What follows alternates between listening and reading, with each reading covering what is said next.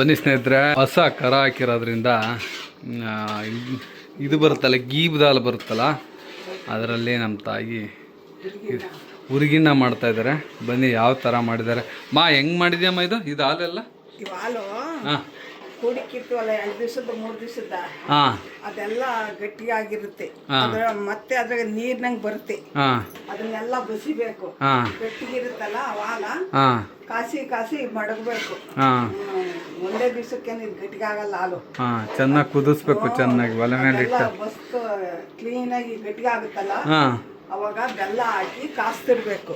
ಬೆಲ್ಲ ಹಾಕಿ ನಾವು ಎಷ್ಟು ಇದೊಂದು ಸ್ವಲ್ಪ ಹುಳಿ ಬರುತ್ತಲ್ಲ, ಬೆಲ್ಲ ಜಾಸ್ತಿ ಹಾಕ್ಬೇಕು. ಏಲಕ್ಕಿ, ಕಾಯಿ, ಶುಂಠಿ ಎಲ್ಲ ಹಾಕ್ಬೇಕು. ಆಮೇಲೆ ಅದಕ್ಕೆ ಅದು ಗಟ್ಟಿ ಆದಾಗ ನಾವು ಎಳ್ಳು, ಕೊಬ್ಬರಿ, ಕಡಲೆ ಬೀಜ ಎಲ್ಲ ಹುರ್ಕೊಂಡು ಪುಡಿ ಮಾಡ್ಕೊಂಡು ಅದಕ್ಕೆ ಹಾಕಿದ್ರೆ ಗಟ್ಟಿಗಾಗುತ್ತೆ. ದೋಸೆನಾರ ತಿನ್ಬೋದು, ರೊಟ್ಟಿನಾರ ತಿನ್ಬೋದು, ಚಪಾತಿನಾರ ಹಾಕ್ಯಂದು ತಿನ್ಬೋದು. ಏನಾದ್ರೂ ಮಾಡ್ಕೊಂಡು ತಿನ್ಬೋದು. ಎಷ್ಟು ದಿನ ಇರುತ್ತಮ್ಮ ಇದು? ಇದಕ್ಕೆ ನೀರ್ ಹಾಕಿರಲ್ಲ ಅಲ್ವಾ, ಒಂದ್ ತಿಂಗಳಾದ್ರೂ ಇಕ್ಕೊಂಡು ತಿನ್ಬೋದು. ನೀರ್ ಹಾಕಿರಲ್ವಲ್ಲ, ಎಷ್ಟು ಗಟ್ಟಿಗೆ ಆಗಿರ್ತದೆ. ನೀರ್ ಹಾಕ್ದಂಗೆ ಇರೋದ್ರಿಂದ 1 ತಿಂಗಳಾದ್ರೂ ಅಂದರೆ ಒಂದು ಸ್ವಲ್ಪ ಪ್ರೋಸೆಸಿಂಗ್ ಜಾಸ್ತಿ ಅಲ್ಲ ನಮ್ಮ, ಒಂದು ಸ್ವಲ್ಪ ಟೈಮ್ ಬೇಕು. ಈ ಥರ ಮಾಡಬೇಕು ಅಂತಂದರೆ ಟೈಮ್ ಬೇಕು ಅಮ್ಮ. ಇದರಲ್ಲಿ ಮಾಡ್ತೀವಲ್ಲ ಅದಕ್ಕೆ ಟೈಮ್ ಬೇಕಾಗಲ್ಲ.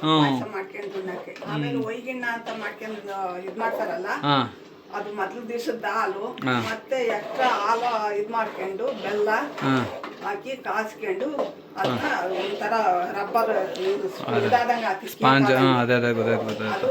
ಮಾಡ್ಕೊಂಡು ತಿನ್ಬೋದು. ಕೆಲವ್ರಿಗೆ ಅದು ಇಷ್ಟ ಆಗುತ್ತೆ, ಕೆಲವ್ರಿಗೆ ಈ ಥರ ಇಷ್ಟ ಆಗುತ್ತೆ. ನಮಗೆ ಆ್ಯಕ್ಚುಲಿ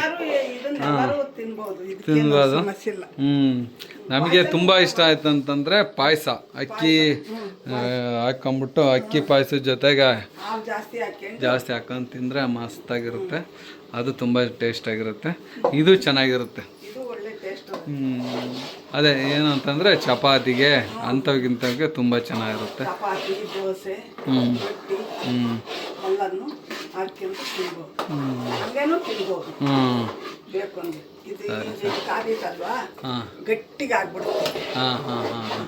ಇನ್ನು ಗಟ್ಟಿಗಾಗುತ್ತಲ್ಲ, ಅದು ಚೆನ್ನಾಗಿ ಗೂರಾಡಬೇಕು.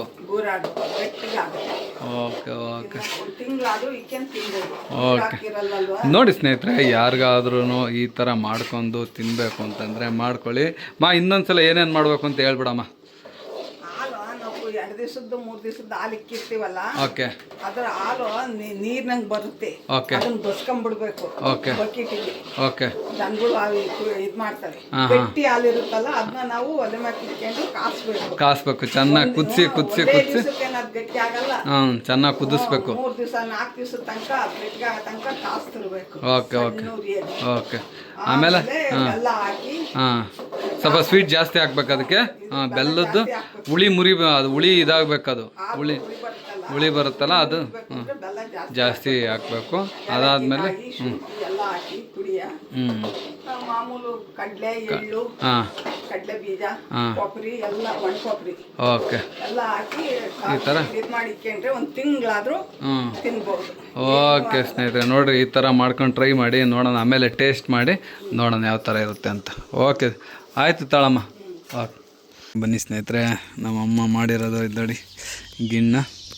ನೋಡೋಣ ಇದ್ರದ್ದು ದೋಸೆ ಟೇಸ್ಟ್ ನೋಡೋಣ. ಶಿವಣ ಹೆಂಗಿದೆ ನೋಡಿ ಹೇಳ್ರಿ. ಆಲ್ರೆಡಿ ವಿಡಿಯೋ ಮಾಡಿದ್ದೀವಿ ಇದು ಮಾಡೋದು ಹೆಂಗೆ ಅಂತ. ಹಂಗಾಗಿ ಇದ್ರದ್ದು ಬಿಸಿ ದೋಸೆ ಬಿಸಿ ಗಿಣ್ಣ ತಿಂತ ನೋಡಿ. ಈಗ ಚೆನ್ನಾಗಿದೆ ದೋಸೆಗೆ. ಅದೇ ಇಂಥರ ಚಪಾತಿಗಳಿಗೆ ಚಪಾತಿ ಆ ಥರಕ್ಕಾದ್ರೆ ಸಕ್ಕತ್ತಾಗಿರುತ್ತೆ. ಹಂಗೂ ಕೂಡ ತಿನ್ಬೋದು. ಬಟ್ ಅಂತಂದರೆ ಇದು ಮಾಡ್ಕೊಂಡು ನೋಡೋಣ ಯಾವ ಥರ ಇದೆ. ಬನ್ನಿ.